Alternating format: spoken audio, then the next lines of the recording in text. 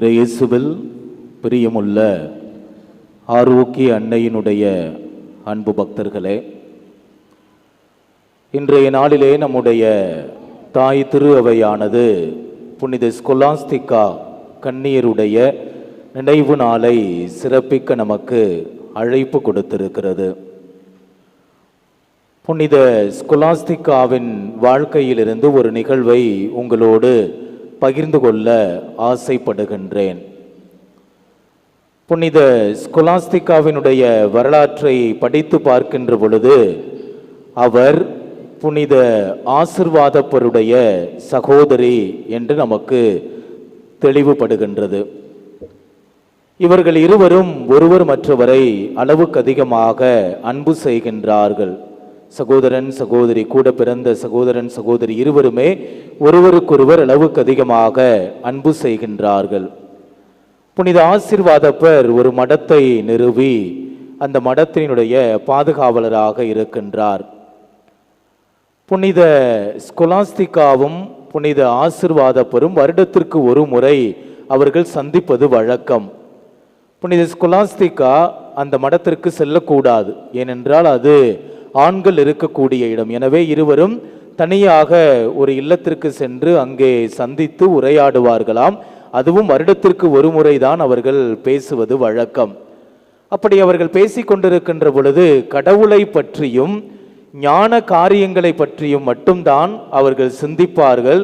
இருவரும் சகோதரன் சகோதரிகள் இருவரும் உரையாடுவார்கள். ஒவ்வொரு வருடமும் இதே போன்று நகர்ந்து கொண்டே இருக்கின்றது. இறுதியாக ஒரு வருடத்திலே புனித ஆசிர்வாதப்பரும் புனித ஸ்கொலாஸ்திகாவும் சந்திக்கக்கூடிய நேரம் இருவரும் உரையாடுகின்றார்கள்.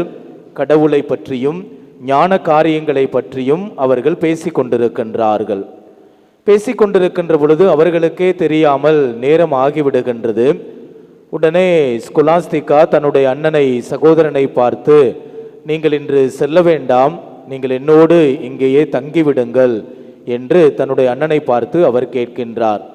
ஆனால் புனித ஆசிர்வாதப்பர் தன்னுடைய தங்கையை பார்த்து, இல்லம்மா, நான் ஒரு சன்னியாசி, மடத்தில் தான் இருக்க வேண்டும், இரவில் வெளியில் எங்கும் தங்கக்கூடாது, ஆகவே நான் சென்று விடுகின்றேன் என்று அவர் கூறுகின்றார்.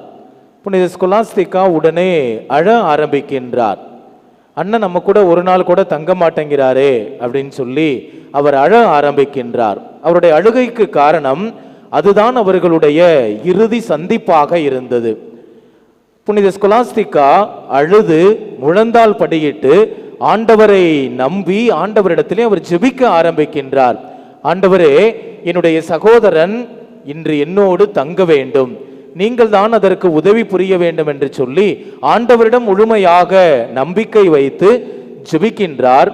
திடீரென்று பெரும் மழை பெய்கின்றது, இடி இடிக்கின்றது, மின்னல் வருகின்றது.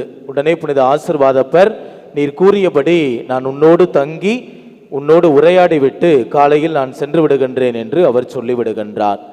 அம்மே இயேசு கிறிஸ்துவில் பிரியமான சகோதரன் சகோதரிகளே, ஆரோக்கிய அன்னையினுடைய அன்பு பக்தர்களே, புனித ஸ்கொலாஸ்திகா ஆண்டவரை நம்பினார், ஆண்டவரை விசுவசித்தார்.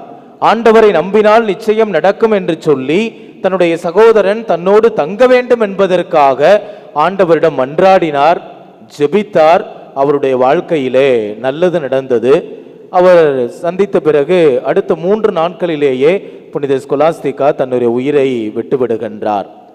பிரியமானவர்களே, ஆண்டவர் இயேசு கிறிஸ்துவை நம்புகின்ற பொழுது, ஜெபிக்கின்ற பொழுது நம் அனைவருடைய வாழ்க்கையிலும் நல்லது மட்டும்தான் நடக்கும் என்பதற்கு ஒரு சிறந்த உதாரணம் இந்த நிகழ்வு, இன்றைய நற்செய்தி. இன்றைய நற்செய்தியிலே நாம் வாசிக்க கேட்டோம், இயேசுவும் அவருடைய சீடர்களும் எல்லா இடங்களுக்கும் செல்லுகின்றார்கள். உடனே மக்கள் என்ன செய்கின்றார்கள்? அச்சுற்றுப்பகுதி எங்கும் ஓடி சென்று அவர் இருப்பதாக கேள்விப்பட்ட இடங்களுக்கெல்லாம் நோயாளர்களை படுக்கையில் கொண்டு வர தொடங்கினார்கள். ஊர்கள், நகர்கள், பட்டிகள் அனைத்திலும் உடல் நலம் குன்றியோரை பொது இடங்களில் கிடத்தி அவருடைய மேலுடையின் ஓரத்தையாவது அவர்கள் தொட அனுமதிக்குமாறு ஆண்டவரிடத்திலே அவர்கள் வேண்டினார்கள். எல்லோரும் ஆண்டவரை நம்பினார்கள். நோயினால் துன்பப்படக்கூடிய ஒவ்வொரு சகோதரன் சகோதரியும் ஆண்டவரை நம்பினார். ஆண்டவரை நம்பியதால் அவர் நோயிலிருந்து அவருக்கு முழுமையான விடுதலை கிடைத்தது என்று இன்றைய நற்செய்தியிலே நாம் வாசிக்க கேட்டோம். பிரியமானவர்களே, மார்க் நற்செய்தி 5வது அதிகாரம் 21 முதல் 34 முடிய உள்ள இறை வசனங்களிலே நாம் வாசிக்கின்றோம். 12 ஆண்டுகளாக இரத்தப்போக்கினால் வருந்திய பெண் ஒருத்தி அங்கே நலமடைகின்றார். ஓராண்டு அல்ல, 2 ஆண்டுகள் அல்ல, மருத்துவர்களை எல்லாம் அவர் சந்திக்கின்றார். தன்னிடம் உள்ளதையெல்லாம் விற்று மருத்துவர்களை சந்திக்கின்றார். அதனால் அவருக்கு பயன் ஒன்றும் கிடைக்கவில்லை. துன்பத்திற்கு மேல் துன்பம் தான் வந்தது, அவருக்கு கேடுதான் விளைவித்தது. இறுதியாக ஆண்டவர் இயேசு கிறிஸ்துவினுடைய ஆடையின் விளிம்பை தொட்டாலே நான் நலம் பெறுவேன் என்று சொல்லி ஆண்டவரை நம்பி அவருடைய ஆடையின் விளிம்பை தொடுகின்றார், ஜெபிக்கின்றார். அவர் தன்னுடைய வாழ்க்கையிலே நலமடைவதை நாம் நற்செய்தியிலே வாசிக்கின்றோம். மார்க் நற்செய்தி 5வது அதிகாரம் 35வது இறை வசனங்களிலே நாம் வாசிக்கின்றோம். இறந்த சிறுமியை ஆண்டவர் உயிர் பெற்றெழச் செய்கின்றார். இந்த பெண் ஒருத்தி ஆண்டவரிடம் வந்து, ஆண்டவரே, என்னுடைய மகளை நீர் குணப்படுத்த வேண்டும் என்று கத்துகின்றார். உடனே சீடர்கள் எல்லோரும் என்ன சொல்லுகின்றார்கள்? அம்மா பேசாம இருங்க, போதகரை ஏன் நீங்கள் மீண்டும் துன்பத்திற்கு உள்ளாக்குகின்றீர்கள்? போதகரை ஏன் நீங்கள் தொந்தரவுக்கு உள்ளாக்குகின்றீர்கள்? உடைய மகள் ஏற்கனவே இறந்து போய்விட்டாள் என்று சொன்னவுடன் இவ்வார்த்தை ஆண்டவருடைய காதில் விழுகின்றது.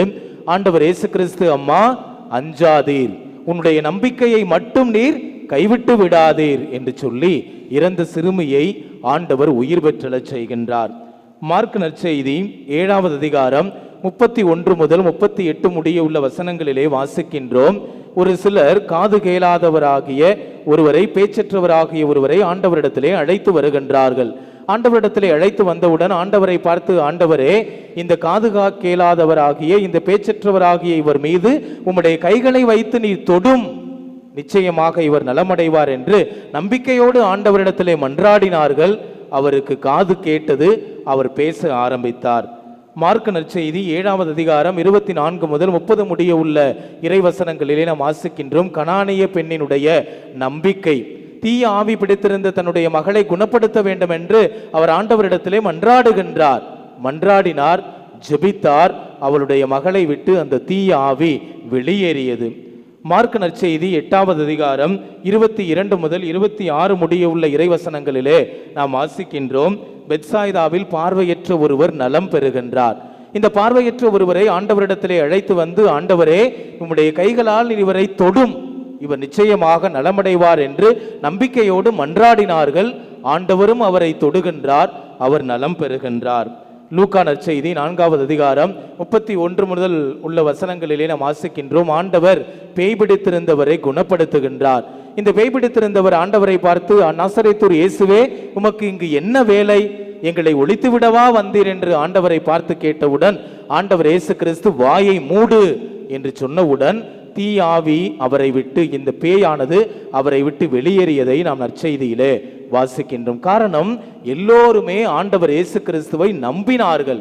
மருத்துவருக்கெல்லாம் மருத்துவர் இவர்தான், சிறந்தவர் இவர்தான், இவருடைய கரங்களால் தொட்டாலே நாம் அனைவரும் நலம் பெறுவோம் என்று சொல்லி நம்பி விசுவசித்து ஜெபித்தார்கள், மன்றாடினார்கள். அவர்களுடைய வாழ்க்கையிலே நலம் பெற்றார்கள். நம்ம இயேசு கிறிஸ்துவில் பிரியமான சகோதரன் சகோதரிகளே, இன்று நாம் அனைவரும் அன்னையினுடைய இந்த பேராலயத்தை நாடி நம்பிக்கையோடு வந்திருக்கின்றோம். எத்தனையோ விதமான விண்ணப்பங்கள், எத்தனையோ விதமான தேவைகள், எத்தனையோ விதமான தீராத நோயினால் நாம் துன்பப்பட்டு கொண்டிருக்கின்றோம். அன்னையே, தாயே, இதோ நாங்கள் அனைவரும் உம்மை நம்பி வந்திருக்கின்றோம். எங்கள் அனைவருக்காகவும் உம்முடைய மகனிடத்தில் பரிந்து பேச வேண்டும் என்று சொல்லி நம்பிக்கையோடு அன்னையினுடைய பிடத்திற்கு வந்திருக்கின்றோம். நிச்சயம் நம்பி வந்த நம் ஒவ்வொருவரையும் நம் தேவன், நம் ஆண்டவர் கைவிட மாட்டார் என்ற நம்பிக்கையோடு தொடர்ந்து இந்த திருப்பலியிலே மன்றாடுவோம், ஜெபிப்போம், நம்புவோம், நலம் பெறுவோம். நம் ஆண்டவர் நம் அனைவரையும் நிறைவாக வளமாக ஆசிர்வதிப்பார். ஆமென்.